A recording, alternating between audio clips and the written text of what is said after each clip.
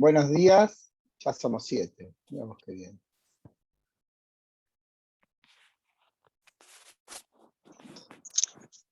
A ver si los escucho, ¿me hablan? Porque estoy con los auriculares. A ver, háblenme, por favor. Buen día. Buen día. Uy, salió tremendo, Tomás. Buen día, ¿sí se escucha? No, me parece que esto no funciona. Hay mucha distorsión.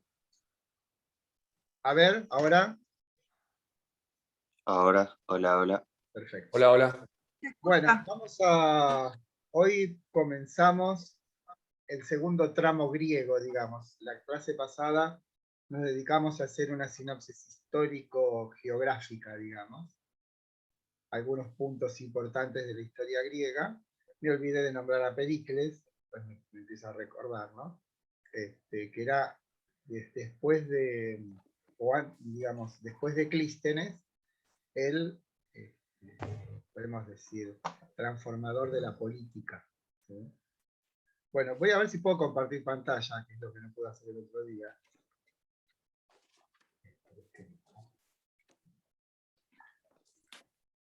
Tengo un asistente.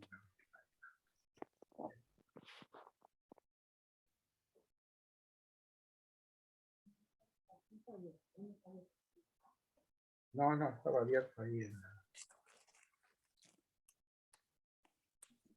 Y bueno, ese es lo que pasó el otro día. No. ¿Y ahí? Y ahí está la chica. Porque está grabando. Hace, ¿cómo se llama? Autorreferencial. Sí, lo que voy a hacer.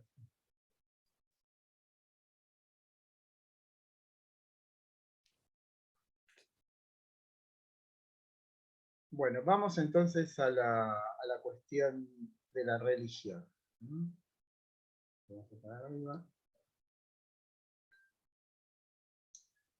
El fenómeno religioso, tal como dice Mircea Eliade, ya lo tenemos más o menos visto, ¿no? Recuerden lo de los dioses celestes, dioses terrestres, que lo dijimos en la clase pasada.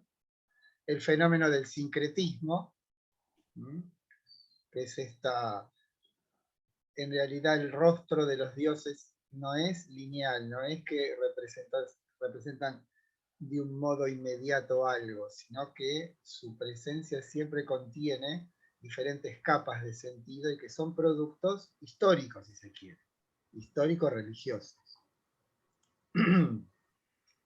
El tema de la contemporaneidad de lo arcaico, como todo esto son temas que tenían que ver con el texto de Mircea Eliade. Vamos ahora a nuestro tema, que está fundamentalmente basado, pero no solamente, en el texto de Parker. El texto de Parker pertenece a una obra en 2 tomos que se llama Enciclopedia del Mundo Antiguo. Hay un tomo dedicado a Roma y un tomo dedicado a Grecia. Y lo que han hecho es de la editorial Oxford. Lo que han hecho los ingleses es convocar a, como se hacen siempre este tipo de obras, a personajes o personas relevantes y los convocan para que escriban, en este caso, un artículo, ¿no? Bueno, empecemos con la religiosidad griega. ¿Por qué dice religiosidad y no religión? Primero, porque en griego no existe la palabra religión. Como ya vimos, esa palabra tiene, entre alguna de sus interpretaciones etimológicas, el volver a ligarse. Y ese volver a ligarse supone, implícitamente, un desligarse. Algo que estaba ligado, unido en el origen, por un avatar, por lo que fuere, hay una desvinculación, y el fenómeno religioso es el intento humano-divino, llamémosle, por restituir esa unidad originaria, ¿no? Los mitos del paraíso de Adán y Eva y de Rancia, bueno, todo eso no son sino, para Mircea Eliade, manifestaciones de esa naturaleza humana, que para él, como dijimos varias veces, esa naturaleza humana puede definirse como el hombre es un homo religioso. O sea, el hombre es religioso por naturaleza. No tiene nada que ver con la adscripción de las épocas o de las personas a una religión particular. Siempre hay algo perdido que se quiere recuperar, ¿no? Bien. Esto de la palabra religión no existe en Grecia me recuerda una historia que me contaron, que no importa si es verdadera o no, de una cultura cuya vida se desarrollaba en función de un único árbol que les daba cobijo, alimento, todo lo que necesitaban para vivir. Y justamente ese árbol no tenía nombre. O sea, lo más inmediato, lo más gravitante, lo que esencialmente nos constituye, está tan cercano a nosotros que no lo podemos conocer, o que no se nos da por conocerlo. Hay una frase de Aristóteles que también viene a cuento que dice: lo primero en el ser es lo último en el conocer. O sea, lo primero, lo más inmediato, lo más cercano, lo más, digamos, cotidiano, podríamos acercarnos, es aquello que no se conoce, pero de un modo u otro se sabe. Esta distinción la encontraremos de aquí hasta acá, ¿no? Saber y conocer. Hay una historia que cuentan que un animalito le dice al 100 pies: qué maravilla, ¿cómo haces para coordinar esas 100 patas y no tropezarte y caerte? ¿Cómo haces? Y cuando el 100 pies le quiere empezar a explicar, empieza a tropezarse. Bueno, otro ejemplo más de esta diferencia entre saber y conocer. Bien, y acá tienen una frase de Wilamowitz Möllendorf que lo vamos a conocer cuando rocemos el fenómeno de la tragedia en Grecia, porque este joven, digo joven porque era más joven, aunque Nietzsche, que era muy joven cuando escribió ese libro, El nacimiento de la tragedia, es quien, como representando a la comunidad filológica de Alemania, destruye el libro de Nietzsche. Bueno, más allá de eso, hay una frase muy famosa de él que dice: los griegos no creían en sus dioses. Esto es porque la presencia de lo divino tenía la contundencia de lo natural, no había un problema, una pregunta. Solamente en épocas tardías aparece algo así como un escepticismo respecto a la existencia o a la presencia de los dioses, ¿no? Bien, dicho todo esto sobre la religión y religiosidad, iba a decir religión o religiosidad, pero entiéndanme por qué llamo así, también está basado en lo que dice Parker, que dice: la religión griega no es una religión del libro. Esto es, carecen de un texto dogmático a partir del cual siempre se establece una casta sacerdotal que se atribuye la prerrogativa de ser aquella que es capaz de interpretar de un modo adecuado esa Sagrada Escritura. O sea, el trabajo sacerdotal en la Grecia antigua estaba en manos de los padres de familia, salvo, como bien dice Parker, por ejemplo, los profetas del oráculo de Delfos, que sí se tenían algo así como una adscripción profesional al trabajo sobre lo religioso. Saben ustedes que lo dicho por el oráculo no era lo que le pasaba a la pitonisa Pitia o Sibila, sino que lo que se dice es algo que lo dicen los profetas. Profeta en griego quiere decir los que dicen antes, ¿no? O por anticipado, mejor dicho. Pero en lo demás, salvo en algunos casos particulares, no hay una casta sacerdotal, como si la encontrábamos, recuerden, en la sociedad creto-micénica. Y en general, en todas, pero en muchas culturas, existe en Egipto, por ejemplo, ¿no? La casta sacerdotal. Y esto es porque no hay libro sagrado, ¿sí? Y la otra consideración importantísima para tener un acercamiento a este fenómeno tan particular de la religión griega, que como dice Quito, es un pueblo no muy numeroso, no muy rico, y tuvo una religión, pero que duró casi 1000 años, dice, casi un milagro, dice.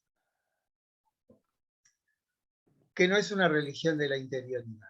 No es concebible para un griego retirarse del mundo y establecer un vínculo personal con la divinidad. No existe esto de prosternarse, separarse y emprender una plegaria con lo divino. Lo que no estaba, no sé si estaba bien visto o no, era insólito, en ese sentido, que alguien tuviese un vínculo particular, personal con la divinidad, porque en realidad todas las celebraciones eran de algún modo colectivas, ¿no? La religión no era un asunto de una parte de la polis, sino que era un asunto del Estado. No tenía que ver con una agrupación en particular. Esto de la religión de la interioridad lo vamos a ver de un modo flagrante cuando a Sócrates lo condenan a muerte. La acusación contra Sócrates es corrupción de la juventud y traer nuevos dioses a la polis. Cuando traer nuevos dioses a la polis, siempre que estos dioses tuviesen el comportamiento esperable o el culto, no había ningún inconveniente. Los nuevos dioses son o parte de esa acusación de que Sócrates decía tener algo así como una voz interior que le decía lo que no debía hacer, pero que irrumpía intempestivamente, esto es, sin necesidad de un ritual, ¿no? De una convocatoria a través de un ritual, sino que se le aparecía en algún momento y le decía no lo que tenía que hacer, sino lo que no tenía que hacer. Y eso fue suficiente como para que la asamblea, la eclesía de Atenas, lo condenase a muerte, ¿no? Ni más ni menos.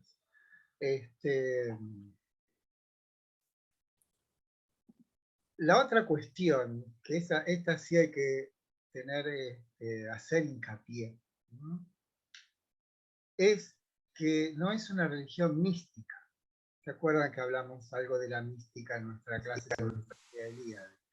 No existe en la religión griega tradicional rituales de fusión, esto es místico, con la divinidad.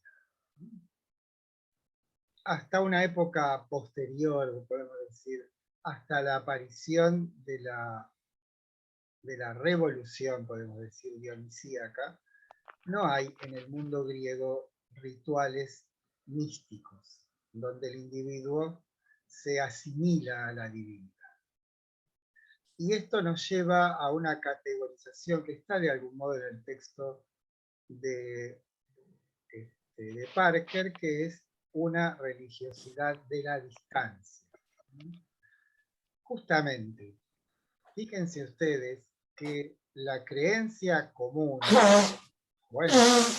Bueno, ahora sí escucho. Perdón. Tengo el micrófono abierto, ahí lo cierro. Igual no sé quién fue, así que no importa. Me desconcentré. Fíjense ustedes que la creencia común es que cuando uno se muere, su alma se dice psique, ¿no? Donde viene psíquico y todas las derivaciones. Y en particular les digo que esta palabra es casi una onomatopeya. Es lo que quiere abarcar esa palabra es la expiración, ¿no? Bien, cuando morimos, las almas, la psikai, van al lugar nocturno del Hades y ahí vagan sin fuerza ni sentido por toda la eternidad. Fíjense que esto no tiene que ver ir al Hades con una vida culposa, ¿no? Con una vida, llamémosle, o sea, para los griegos no existe el término pecado. Lo que existe es el término ibris, que quiere decir desmesura. Esto, como decía el señor Nelson Castro, que había alguien que tenía el síndrome de ubris, ¿no? Se comió el espíritu áspero. Bueno, no es entonces que nosotros vayamos al Hades este lugar nocturno donde vagan las almas sin fuerza ni sentido, por haber acometido algún acto, ¿no? En esta vida. No es un castigo. Es simplemente el signo, esto dirá Hades, de la distancia infranqueable entre lo divino, los dioses y nosotros. En general, los griegos no llaman a los dioses dioses, sino que dicen los inmortales, los athanatoi, y nosotros que somos netoi, los mortales, ¿no? Ese es digamos, el abismo que no se sella nunca, ¿no? De mortales e inmortales. Y las almas, entonces, en el lugar nocturno del Hades, esto de, fíjense cuánto se puede aprender de los mitos, de estas historias, ¿no? Fíjense la distancia que hay entre un mito cosmogónico y los miles de historias que son lo que se denomina, ¿sí?, en general, la mitología griega, ¿no? Sin fuerza ni sentido quiere decir que las almas, de lo que están en principio absolutamente incapacitadas de hacer, es de proyectar. Porque digamos, su única dotación es lo que han vivido. Pero eso vivido no puede proyectarse, sino que viven como inmersos en la propia inmanencia de su propia historia, ¿sí?, de lo que han vivido. El ejemplo más contundente de esta vida, si así se puede llamar, de las almas en el Hades, es el momento en que Odiseo o Ulises hace el sacrificio en un hoyo, digamos, porque quiere preguntarle a Tiresias. Tiresias es un personaje que es un adivino que aparece en muchos lugares. Tiresias es el que le dice a Edipo lo que ha pasado, que por supuesto como buen adivino era ciego, como buen vidente era ciego. Y en ese trámite de preguntarle a Tiresias cómo hacer para regresar a Ítaca, que es la tarea, ¿no?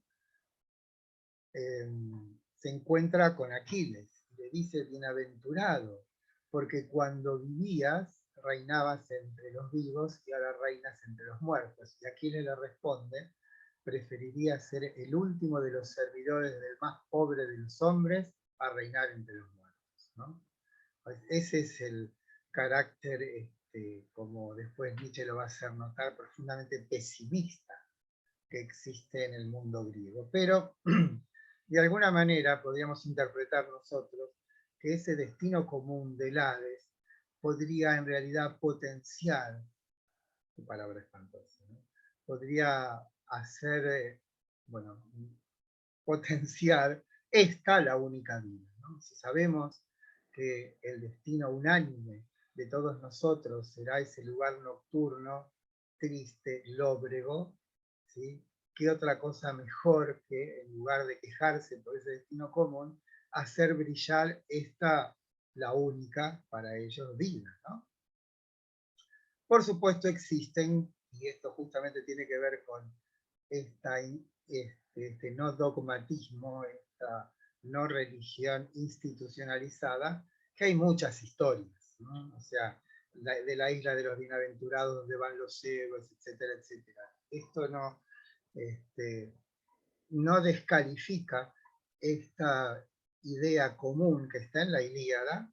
Entre paréntesis, no crean que el culto es equivalente a lo que cuentan estos libros como la Ilíada y la Odisea. El culto era otra cosa. Una cosa son lo que cuentan los mitos y otra cosa es lo que cuenta la Ilíada, ¿no? O la Odisea. O la teogonía, ¿sí? El culto, vamos a ver, se desarrolla de otra manera. O sea, no hay una equivalencia, continuidad necesaria entre el mito y las celebraciones religiosas. ¿Sí? ¿Alguien me habló? Bueno.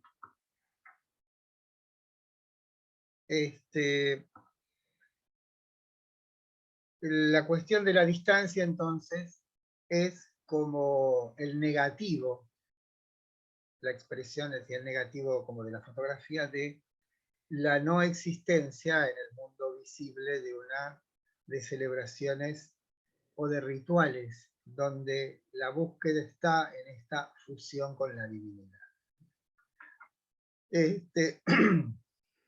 Hay un momento que Parker dice algo muy interesante, que afirma que alguien que está por participar de una celebración, lo que hará es estar lo mejor dispuesto posible. Buscará sus mejores ropas, tratará de entonar de la mejor manera las canciones, estará bien dispuesto para la danza, ¿no? Todo eso. ¿Por qué? Porque ellos tienen la idea de que están siendo observados por el dios o por la diosa, en el caso de Atenas, que saben que es la ciudad de Palas Atenea, ¿no? Pero nunca, en ningún momento, en el transcurrir o en lo que experimenta en esa celebración, va a dejar de ser quien es. Justamente esto es lo que tiene que ver con esta no fusión con la divinidad. La otra cuestión que nos hace reflexionar y que se escapa un poco del fenómeno religioso es preguntarse por qué, o sea, ¿dónde estaba el sustento de esta creencia en que la vida humana es algo miserable de algún modo, porque tiene ese destino unánime de ir a residir en ese lugar lóbrego y espantoso del Hades, ¿sí? Y es una de las razones que podemos encontrar que no existe la noción de sujeto como sujeto autónomo. Los ejemplos más arcaicos en los mitos nos muestran cómo, el caso de Edipo, el caso de Teseo, nosotros creemos que estamos viviendo una vida en la cual esa vida se determina por nuestras decisiones, por nuestras experiencias, y tomamos los caminos que nosotros creemos que tomamos porque suponemos que así es lo mejor y lo hemos decidido. Esa idea no existe, ¿no? Sino que hay dentro de este mundo de creencias algo emblemático, que es la existencia de una fuerza que podríamos nosotros llamar destino. Ellos lo llaman la moira. Moira quiere decir parte.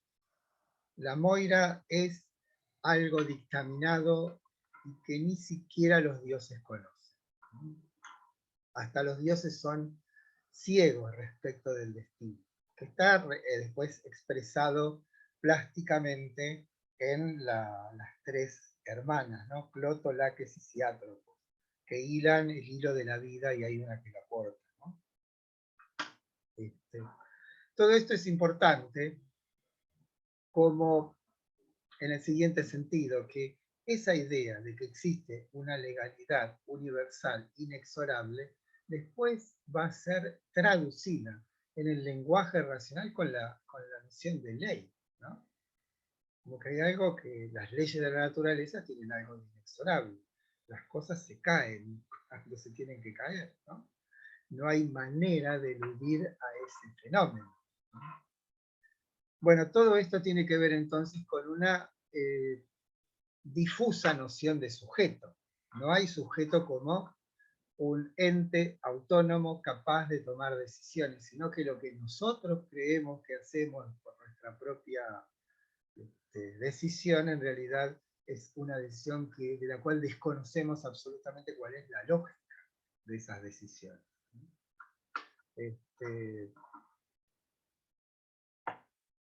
Justamente un ejemplo de esta concepción está en una tragedia que se llama Las Troyanas de Eurípides.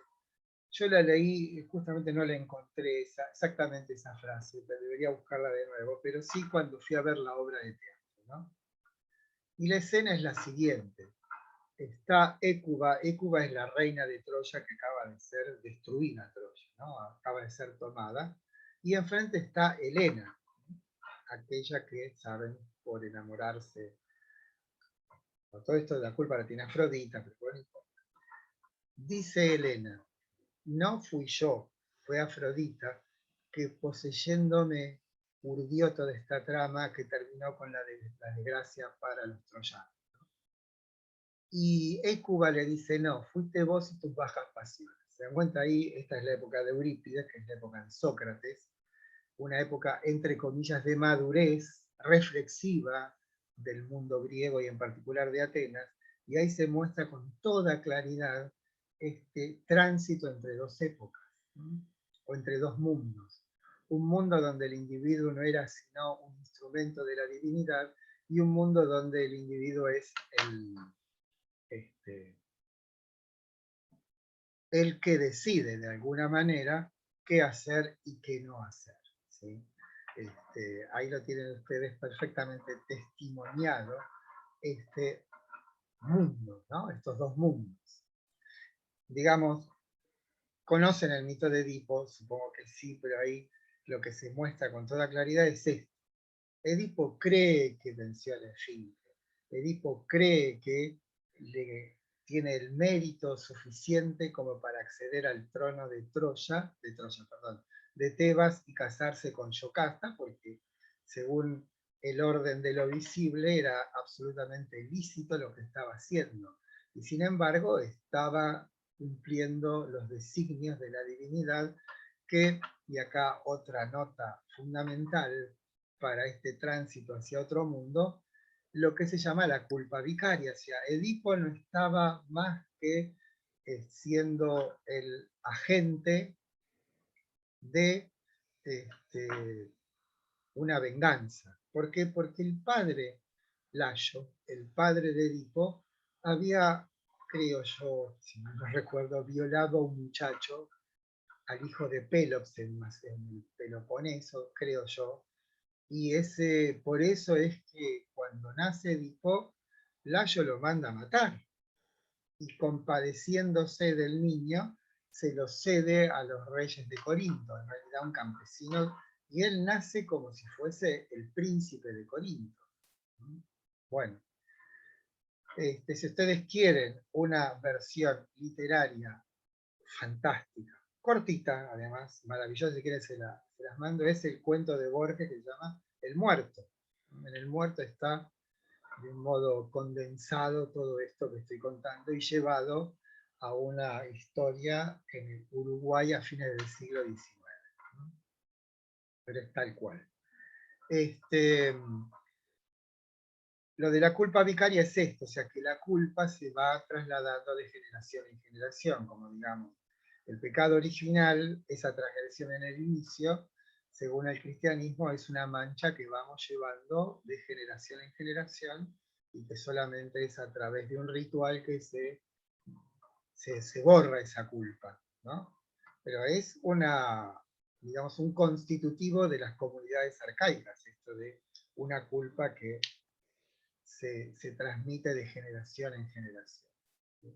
Todo esto tiene que ver entonces con que en algún momento la noción de sujeto emerge y entonces esa idea de una muerte, de una vida post-mortem unánime se disuelve porque otro ingrediente aparece en el mundo religioso griego que es la idea de un alma inmortal. Por eso lo vamos a ver cuando estudiemos el texto de Rode y el texto de Lotz, donde se refiere específicamente a esas nociones, ¿no? Hoy nos vamos a dedicar más a esta jubilosa, como dice Nietzsche, jovial religiosidad griega de los olímpicos, ¿no? Bueno, respecto de qué era para un griego un dios, qué eran los dioses, cuál era el vínculo real, concreto, cómo era que vivían, ¿no? Siempre me acuerdo cuando digo esto de una anécdota de Heráclito transmitida por Aristóteles. Si yo se los contesto, no me lo digan, no importa, porque tiendo a repetirme, aparte de como doy muchas clases me olvido si lo dije o no lo dije.